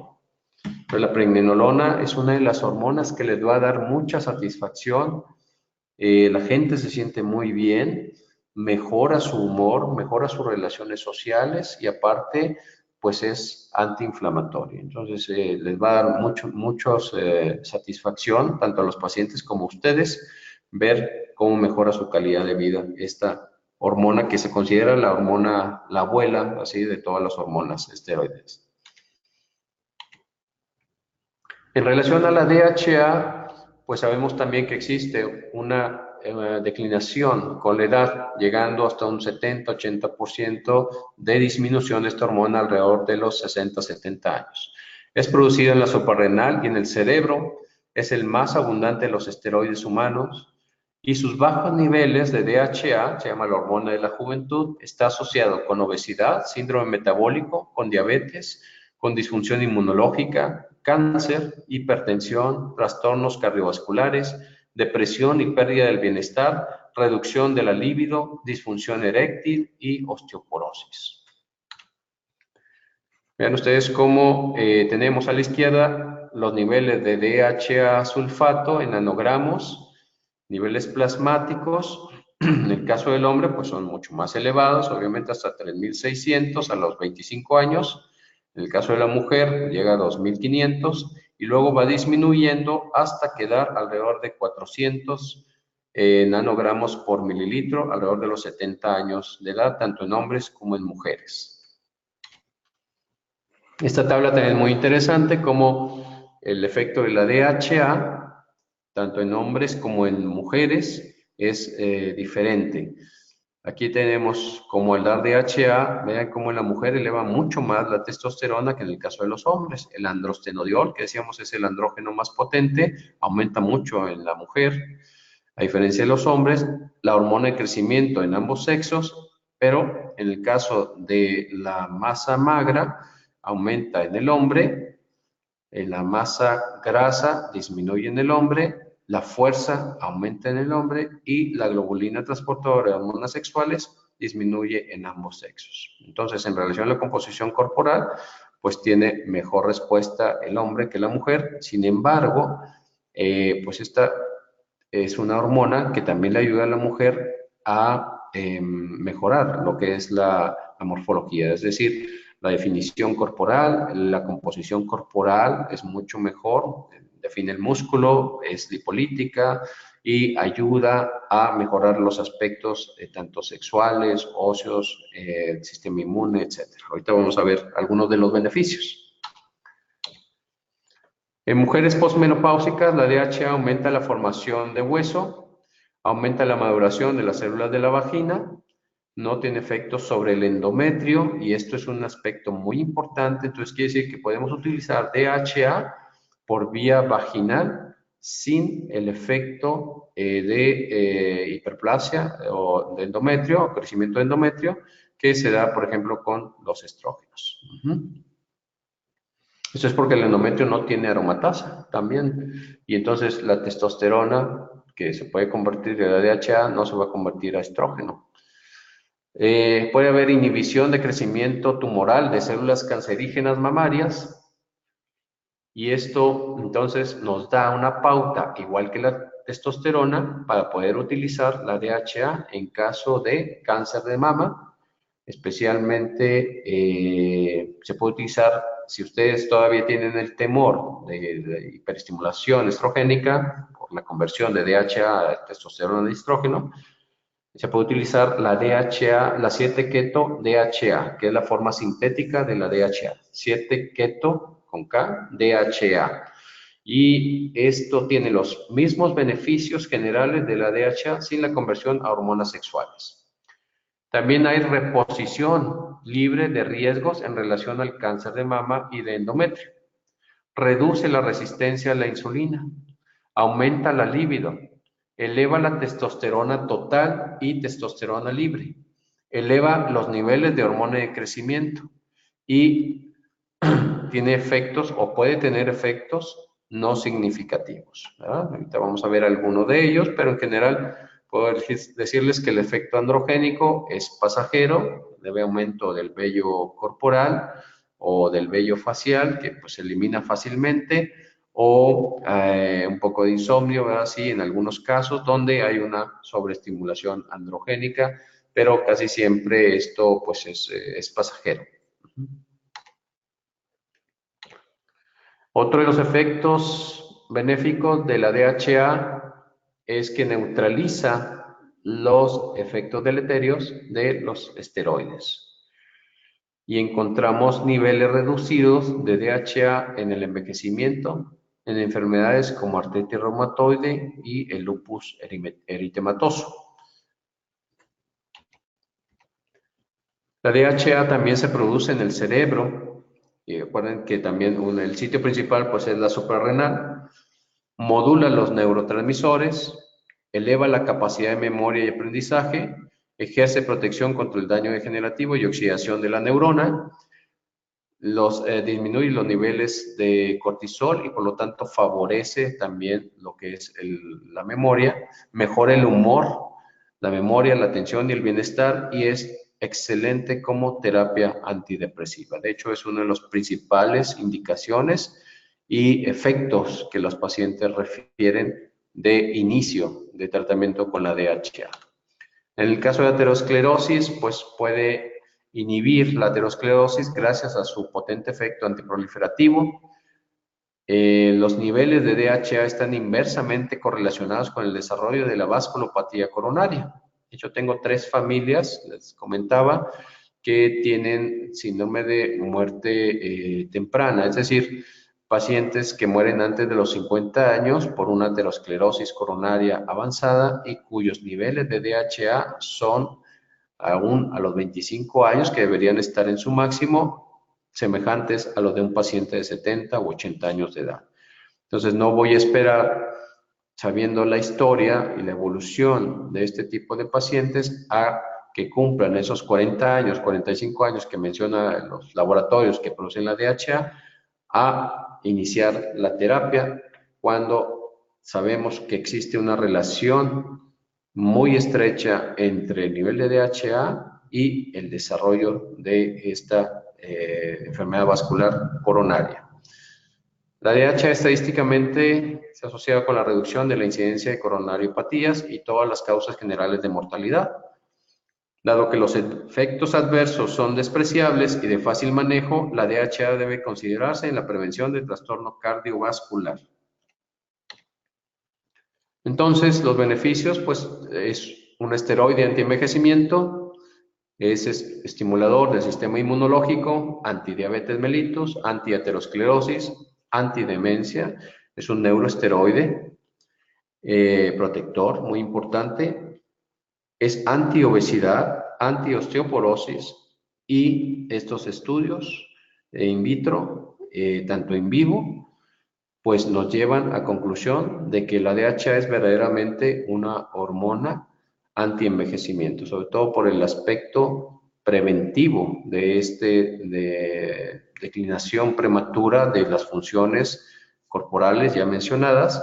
Entonces, mantener los niveles de DHA sulfato, que es la forma activa, elevados, ya mencionamos los niveles óptimos, es siempre recomendable desde edad temprana. Ya hablamos de edad temprana, pues alrededor de los 20, 25 años, medir estos niveles y mantenerlos ahí durante mucho más tiempo. Y aquí está un resumen de la DHA: mejora la inmunidad, aumenta la masa ósea, la actividad de la superóxido dismutasa, retarda el envejecimiento, la evolución del Alzheimer y del lupus, es antiinflamatorio, antidepresivo, cardioprotector, protege contra aterosclerosis, protege contra la oxidación de las LDL y es un potente neuroprotector. Entonces, la DHA debe formar parte de su armamento contra el deterioro que acompaña al proceso de envejecimiento. Y estamos hablando, pues, sobre todo en el caso de la mujer, en el caso de la menopausia. Vía transdérmica podemos utilizar DHA a dosis de 5 miligramos por clic o 100 miligramos por gramo. Y aquí tenemos la dosificación basal que vemos del día 1 al día 28. Nuevamente, la DHA, 4 clics, que sean 20 miligramos, después 40 miligramos, variamos nuevamente a 20 miligramos y así sucesivamente para evitar lo que es la supresión de estos receptores, y podemos dejar un día sin tratamiento también para aumentar esta sensibilidad de los receptores en el caso de la DHA.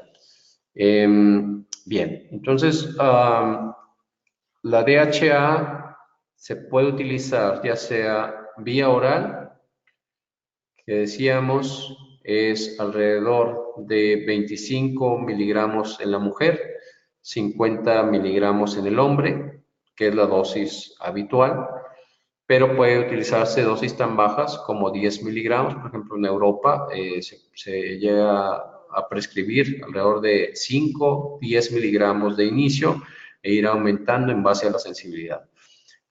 Es posible que si una persona tiene un bajo nivel de cortisol, estamos hablando de una fatiga adrenal moderada e importante, al dar DHA se sienta peor, se sienta más cansada, más fatigada, y esto es debido a lo que mencionamos ya en capítulos anteriores, que lo primero es restaurar el nivel de cortisol. En este caso utilizamos hidrocortisona a dosis de entre 5, 10, 20 hasta 40 miligramos diarios. Podemos utilizar de inicio, si es moderada, 5 miligramos a las 8 de la mañana y después aumentar a 5 o 10 miligramos en la mañana y 5 miligramos a las 2 o 4 de la tarde, de preferencia a las 2 de la tarde. Y así sucesivamente hasta encontrar la dosis adecuada y el nivel adecuado de cortisol. Entonces utilizamos hidrocortisona bioidéntica, que es el cortisol que producimos naturalmente en nuestro cuerpo. Esto es por vía oral. La dosificación de la DHA en el caso de pellets, pues ya lo hemos mencionado, es de 25 miligramos y puede utilizarse cada 3 o cada 6 meses. Y también mencioné en la clase anterior que una recomendación es, en el caso de utilizar pellets de testosterona, disminuir un poco la dosificación. Ya sabemos que se dosifica esta testosterona en base al peso corporal, en el caso de la mujer, porque sabemos que la DHA se convierte sobre todo a androstenediol y a testosterona, y esto puede causar datos de hiperandrogenismo. ¿Sí? No muy frecuente, pero sí es posible que se logre este efecto. Entonces, más vale prever esta situación y disminuir un poco la dosis de testosterona en el caso de combinarla con pellet de DHA. Por vía transdérmica también se puede utilizar, puede ser al 1%, 10 miligramos por gramo, o al 0.5%, que tiene 5 miligramos por gramo, y la dosis va de 2.5 a 10 miligramos cada día, teniendo como dosis máxima 20 miligramos por día, en el caso de testosterona. Algunos ginecólogos la recomiendan 2 o 3 veces por semana, vía transdérmica máximo, en combinación con la DHA. Y decíamos que los pellets pues están en base al peso, que va de 45 kilogramos hasta 75 kilogramos o más, y va de 75 hasta 225 miligramos, teniendo como dosis promedio en nuestras mujeres latinas alrededor de 100 miligramos, ¿ok? Si es una mujer por debajo de 50 kilos, yo les sugiero que utilicen de inicio 50, máximo 75 miligramos, y luego vean su respuesta y su nivel de testosterona al mes, igual que en los hombres, y la respuesta clínica, y ver si es necesario complementar o no con otro pellet o bien por vía transdérmica. Y este es el algoritmo para las mujeres. Aquí tenemos la sintomatología, que ya hemos hablado mucho, los laboratorios iniciales, el estradiol, el estriol, la testosterona libre, la dihidrotestosterona, la globulina transportadora de hormonas sexuales, el perfil de lípidos, FSH, cortisol, etc. Si los resultados del laboratorio nos dicen que la testosterona es menor de 40 nanogramos, el estradiol menor de 55 o FSH mayor de 55, pero aquí en este caso estamos enfocándonos en lo que es la testosterona. Sí, bueno, entonces hay que ver si hay contraindicaciones.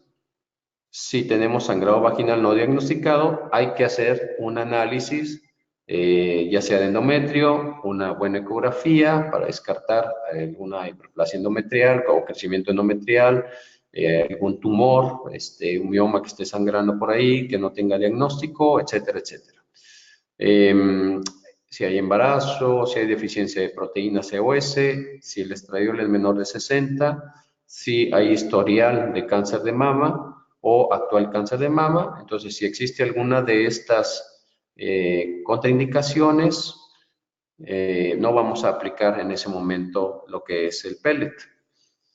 Si la testosterona es menor de 40, entonces vamos a preguntarnos si tiene útero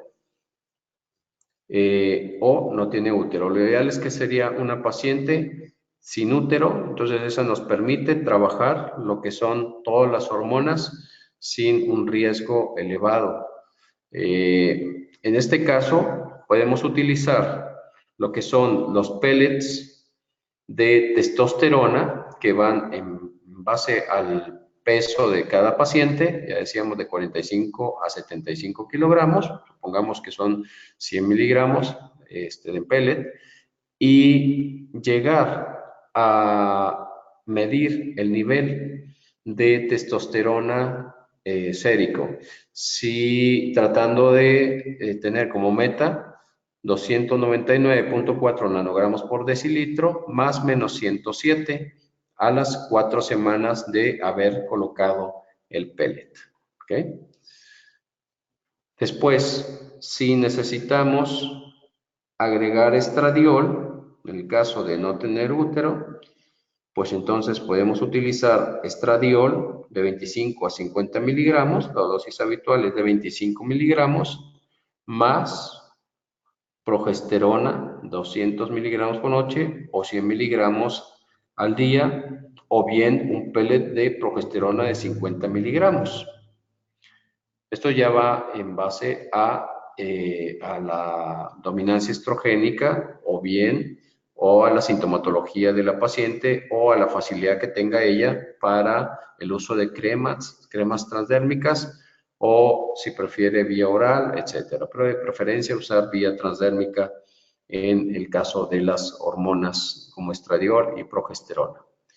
Si vemos que hay una dominancia estrogénica, entonces, o presencia de fibromas uterinos, entonces lo que hacemos es disminuir el estradiol a 12.5 miligramos en vía pellet. La dosis puede ir desde 6 hasta 50 miligramos, lo cual es una dosis bastante generosa. Si hay fibromas uterinos, entonces pues debemos aplicar progesterona ya vía transdérmica o vía oral, 200 miligramos por noche. Si el estradiol es mayor de 12.5 miligramos, entonces usamos progesterona 200 miligramos por noche. Si el estradiol es menor de 10 miligramos, podemos bajar la dosis de progesterona a 100 miligramos. ¿Okay? Esto sería en general. Pero lo más habitual pues es usar los pellets de testosterona más vía transdérmica el otro tipo de hormonas. ¿Qué vamos a darle seguimiento a este paciente? Pues a través del laboratorio, testosterona libre y total, estradiol, FSH. Nuestro objetivo pues es mantener los niveles entre 80 y 120 y un objetivo secundario sería bajar la FSH por al menos la mitad, aunque no esperen que este efecto sea inmediato, puede tardar meses. Complicaciones que puede haber, pues igual que en el hombre, puede haber un seroma, puede haber infección en el sitio de inserción, vamos a utilizar clindamicina igual, crecimiento del cabello o más bien del vello, entonces vamos a bajar la dosificación de testosterona un 20% la siguiente vez, el siguiente pellet. Puede haber sensibilidad mamaria y vamos a utilizar, les decía, aceite de onagra, de prímula, de borraja, 3 cápsulas diarias, más complejo B, vitamina B6 en especial, 100 miligramos, más vitamina E. Si hay cambios de humor, pues complejo B, los omega 3 también serían de gran utilidad, la niacina también sería de mucha utilidad ya que es antidepresiva. El acné, podemos utilizar crema de espironolactona al 5%, si hay retención de líquidos, una hidroclorotiazida. Si hay nerviosismo o somnolencia, podemos dar 5-hidroxitriptamina, que es un precursor de la serotonina y a su vez de la melatonina natural, o bien valeriana, pasiflora, etcétera, o algún otro medio para controlar este nerviosismo, pero casi siempre es por la dominancia estrogénica. Y si aún hay cansancio, pues dar un multivitamínico en base, si se puede ser muy puntual, en base a algún análisis, por ejemplo, la resonancia cuántica, pues sería lo ideal. Y si no, pues un multivitamínico que contenga ácidos grasos, enzimas, vitaminas, minerales, oligoelementos. Más complejo B. Recuerden que la B12 se absorbe poco por vía oral, por lo tanto yo siempre trato de prescribir la vía intramuscular. Y estudios para ver si hay patologías asociadas, por ejemplo, el virus de Epstein-Barr, en caso de una fatiga persistente. Ahora, ¿qué pasa si hay hemorragias uterinas, que sería otra de las cuestiones a tratar? Si durante las primeras 6 a 8 semanas de tratamiento hay una hemorragia persistente, hay que buscar obligadamente la presencia de pólipos, fibromas uterinos, hiperplasia endometrial. Hay que hacer un buen examen ginecológico, ultrasonido o biopsia. Ver si realmente se está cumpliendo con la dosificación que enviamos a la paciente, sobre todo en el caso de progesterona. Y si hay sangrado con 100 miligramos, aumentar a 200 miligramos de progesterona. Una buena estrategia sería 3 semanas sin progesterona y después iniciar 10 días y luego esperar que el sangrado comience en el cuarto día e iniciar a dosis de 200 miligramos de progesterona cada noche. Como quiera, en sus hojas viene los esquemas de tratamiento, las combinaciones que se pueden hacer de una manera más específica y cómo solucionar cada una de las alteraciones o efectos colaterales en el caso de manejo de pellets. Siempre entonces potenciar los pellets con nutrición, con terapia celular y con un buen estilo de vida. Muy bien. Pues eso es en relación a la menopausia. Yo sé que existen muchas dudas, sí, al respecto. Como quiera, el día 24 vamos a aclarar cada uno de esos conceptos, vamos a revisar los casos clínicos, vamos a tomar en cuenta otros factores y ver ya de manera integral los esquemas de tratamiento. Esto pues simplemente es una introducción a lo que es la terapia hormonal, realmente un mundo todavía muy amplio que hay que explorar. Nos queda muchos tópicos todavía, nos falta la hormona de crecimiento, que vamos a revisarla, nos falta hormonas como la oxitocina, como la relaxina, ¿verdad? Sí, entre otras, y luego integrarlo de manera que ustedes hagan los ejercicios y resuelvan los casos clínicos de una manera mucho más rápida y efectiva.